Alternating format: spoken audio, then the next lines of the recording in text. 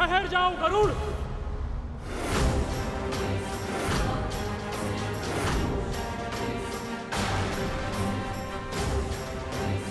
आप मेरी इस यात्रा का कारण जानते हैं अग्निदेव? और तुम भी जानते हो कि तुम्हें अमृत पानी की अनुमति नहीं है, इसलिए वापस लौट जाओ। क्षमा कीजिए, परंतु मैं विवश हूँ और कोई उपाय नहीं है मेरे पास। अब या तो अपने लक्ष्य में सफल हो पाऊंगा या इस प्रयास में अपने प्राण त्याग दूंगा, परंतु वापस लौटना असंभव है। तुम मुझसे युद्ध करने के लिए तैयार हो जाओ। लगता है अग्निदेव मेरी उपस्थिति से क्रोधित है। अब इनके क्रोध का सामना कैसे करूंगा मैं? माँ ने कहा था अग्नि को शांत करने के लिए शीतलता की आवश्यकता होती है।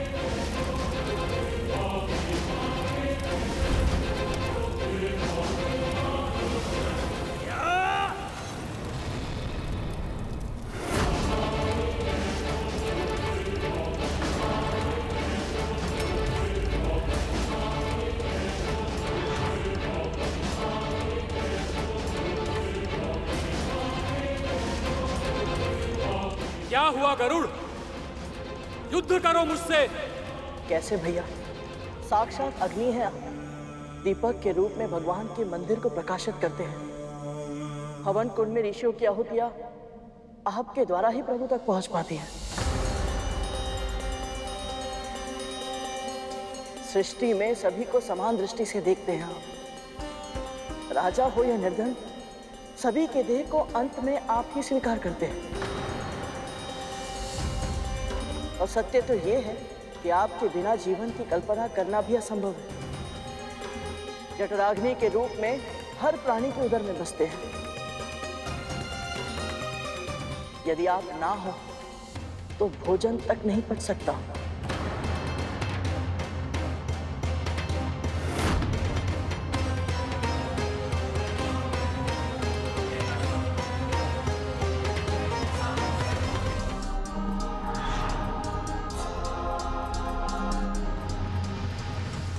इतना सब जानते हो, फिर भी मेरा विरोध कर रहे हो, क्यों?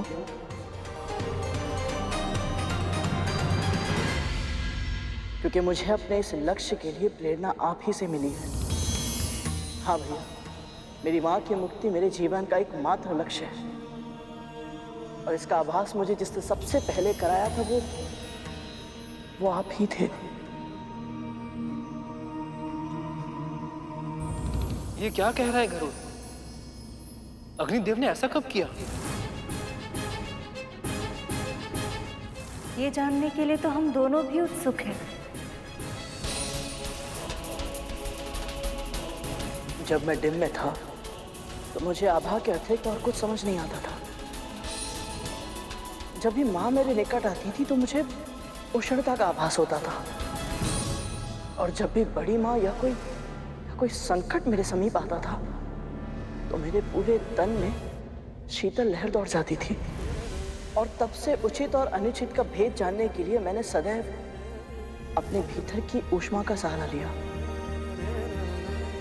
जब भी किसी के साथ या विशेषकर मेरी माँ के साथ कुछ अनुचित होता है तो मेरा पूरा तन आवेश में आकर तपने लगता है और प्रतिक्रिया के लिए विवश कर देता है।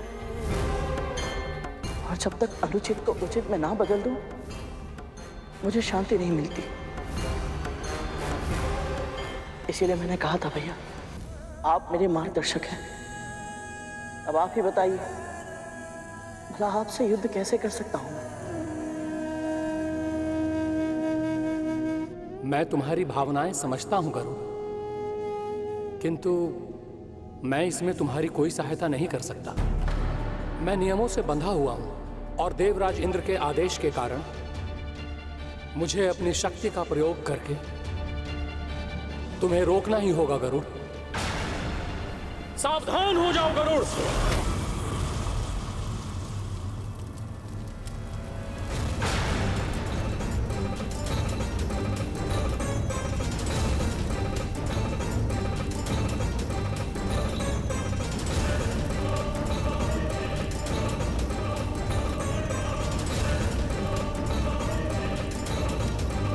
यदि तुम मेरी अग्नि रेखा पार कर पाए तो मैं तुम्हारे मार्ग का अवरोध नहीं बनूंगा।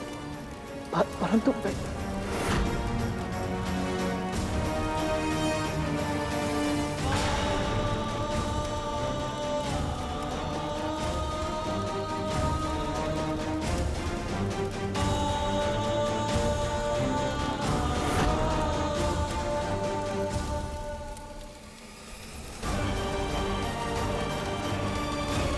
प्रभु मेरा मार्गदर्शन कीजिए ताकि अपने गुरु नर नारायण से ली शिक्षा की मैं लाज रख सकूं।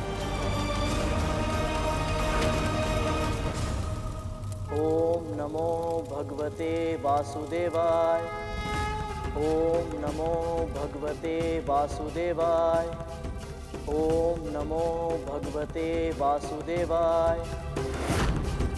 ओम नमो भगवते वासुदेवाय।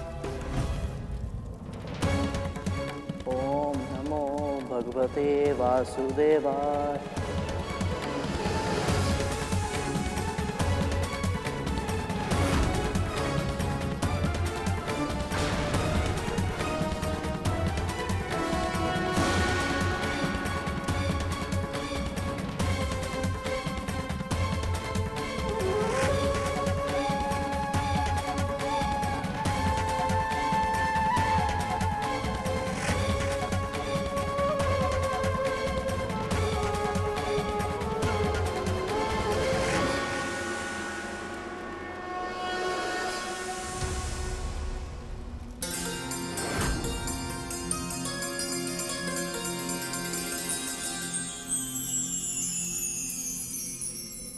माँ, प्रभु, गरुड़ ने पहली बाधा बिना युद्ध के ही पार कर ली। सच में विलक्षण बुद्धि का परिचय दिया है गरुड़ ने। गरुड़ अपनी कुंडलिनी शक्ति का प्रयोग करना सीख रहा है। युद्ध केवल युद्ध भूमि में ही नहीं, अंतर मन में भी लड़ा जाता है। और अपने शत्रु पर विजय केवल शारीरिक बल से ही नहीं, उसका मन जीतकर भी पाई जा सकती है। ये प्रमाण देकर गरुड़ ने एक और परीक्षा को पार कर लिया, पर अभी अनेक चरण शेष। गरुड़ के संकट अभी और बढ़ने वाले हैं, क्योंकि इस हार से देवराज इंद्र के क्रोध की अग्नि और भी अधिक तीव्रता से धधक उठेगी। केवल देवताओं के ही नहीं, सृष्टि के समस्त प्राणियों के भविष्य पर प्रश्न चिन्ह लगाकर लौट आए हैं आप। गरुड़ की बातों से ही हार गए आप। ना तो उसे वापस भेजा और ना ही उसे युद्ध के लिए बाध्य किया, बल्कि उसे आगे बढ़ने का मार्ग तक दे दिया।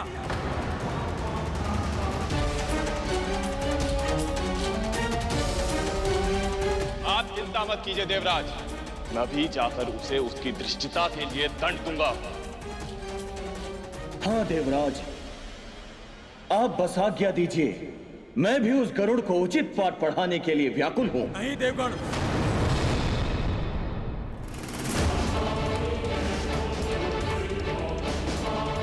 यदि और समय व्यर्थ हुआ तो परिणाम भयानक हो सकता है।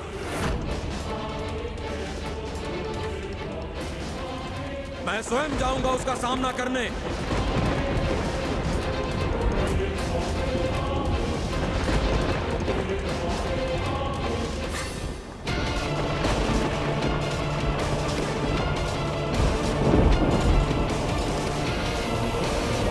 देवराज इंद्र स्वयं जा रहे हैं गरुड़ को रोकने। लगता है अब सारे देवता गरुड़ के विरुद्ध युद्ध छेड़ देंगे। ओम नमो भगवते वासुदेवाय। ओम नमो भगवते वासुदेवाय। ओम नमो भगवते वासुदेवाय। ओम नमो भगवते वासुदेवाय। ओम नमो भगवते वासुदेवाय।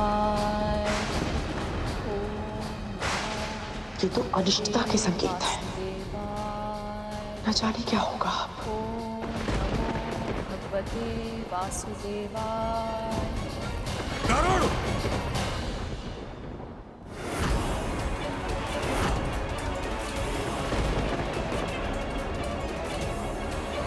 ऋषि कश्यप को अगली संतान के रूप में ऐसा पुत्र देना जो इंद्र से सहस्त्र गुना अधिक शक्तिशाली और बुद्धिमान हो।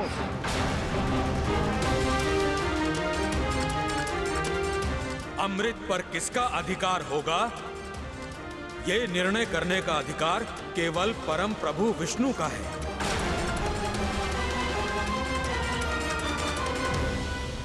और ये जानते हुए भी तुम अमृत चुराने चले आए।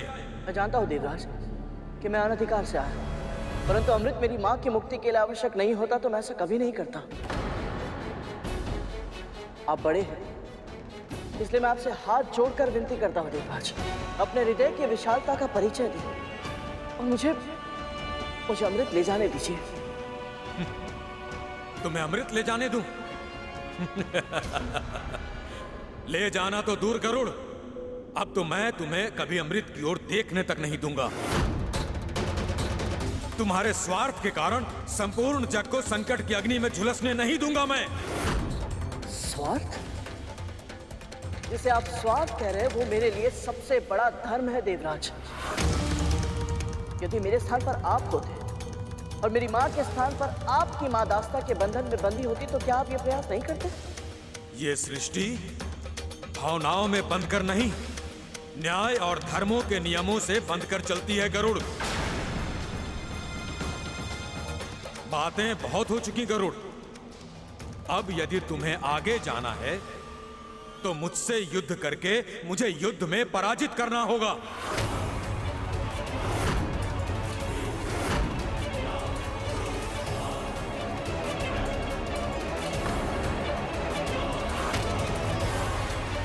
अपनी माँ के स्वतंत्र जीवन के लिए यदि मुझे अपने भाई से भी युद्ध करना पड़े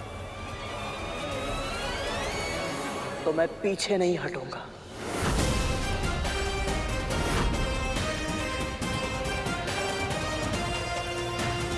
प्रभु, गरुड़ देवराज इंद्र के साथ युद्ध कैसे कर सकता है? उसने आज तक केवल असुरों का सामना किया है। असुरों को हराना और देवराज इंद्र से युद्ध करना एक समान नहीं है प्रभु। असुर शीघ्र ही आवेश में आ जाते हैं। उनका क्रोध उनसे 2 पग आगे चलता है और बुद्धि 2 पग पीछे। परंतु देवराज इंद्र में यह अवगुण नहीं है। संसार के श्रेष्ठतम गुरुओं ने उन्हें युद्ध नीति सिखाई। वर्षों का अनुभव है उनके पास। शेष का कथन सत्य है प्रभु। वरदान के कारण गरुड़ का शारीरिक बल देवराज इंद्र से अधिक अवश्य है, पर युद्ध कला का अभ्यास, युद्ध नीति का ज्ञान, युद्ध विद्या का कौशल केवल देवराज इंद्र के पास है। ऐसे में देवराज का पक्ष गरुड़ की तुलना से अधिक भारी है।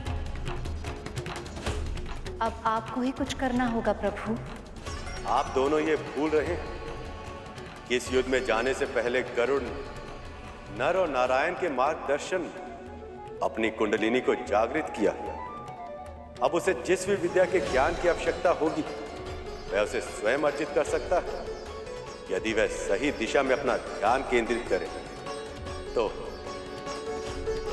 वैसे इतने बड़े प्रतिद्वंद और अपने बड़े भाई को सामने पाकर गरुड़ अपना ध्यान केंद्रित कर पाएगा या नहीं, यही होगी उसकी वास्तविक परीक्षा।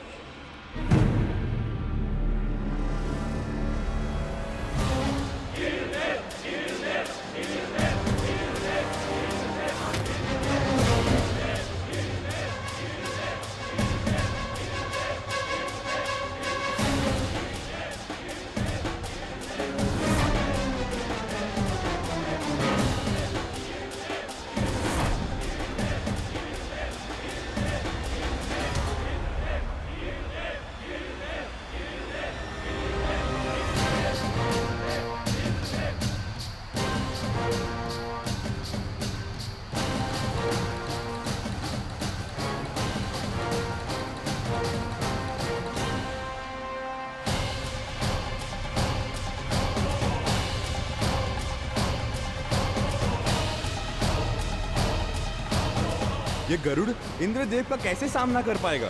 अमृत ग्रहण करने के पश्चात देवराज अमर है, वो इस पक्षी के प्राण शीघ्र हर लेंगे।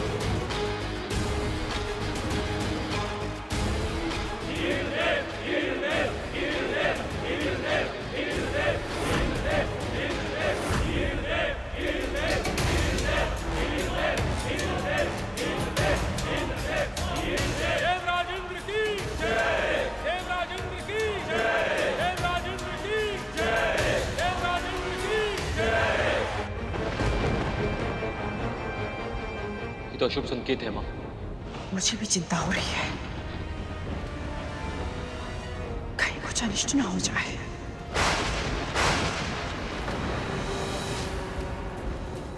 ओम नमो भगवते वासुदेवाय। ओम नमो भगवते वासुदेवाय।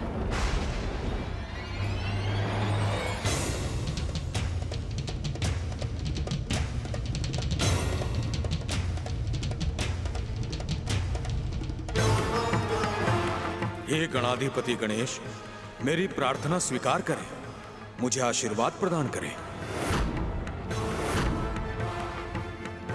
हे विघ्न विनाशक, मेरे सभी विघ्न दूर करें, मुझे आशीर्वाद प्रदान करें।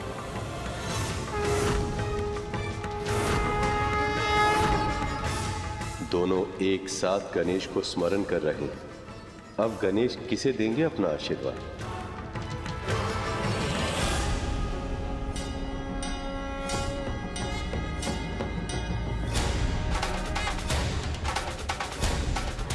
जो अधिक योग्य हो, विजयी वही हो।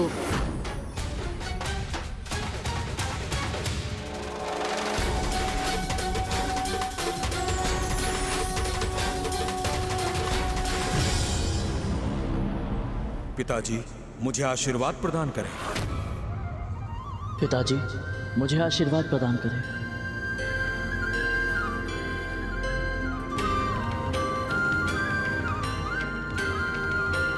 हे अमृत के रक्षक, संसार संचालक परमपिता विष्णु, मुझे आशीर्वाद प्रदान करें।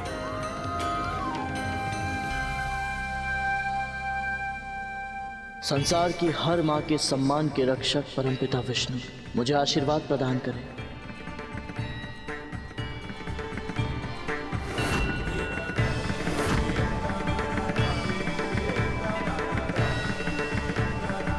प्रभु, दोनों ने आपके आशीर्वाद के लिए आवाहन किया है, अब आप क्या करेंगे?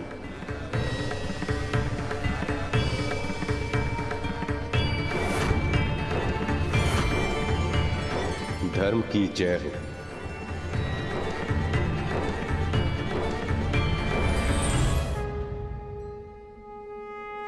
सभी देवताओं की जननी अदिति मां अपने पुत्र को आशीर्वाद प्रदान करें।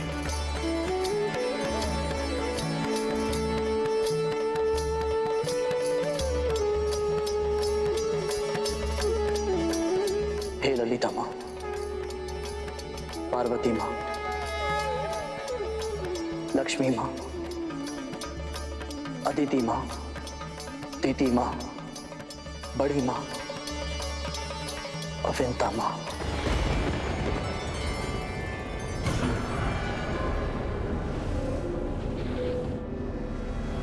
आज जो मैं करने जा रहा हूं वो केवल अपनी मां की मुक्ति के लिए नहीं, मातृत्व की शक्ति के सम्मान के लिए करने जा रहा हूं।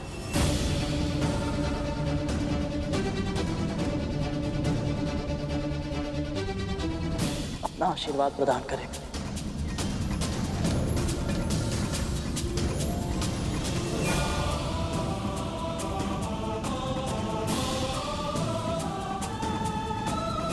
आपका पुत्र आपसे आशीर्वाद मांग रहा है देवी, और आपको यह भी ज्ञात है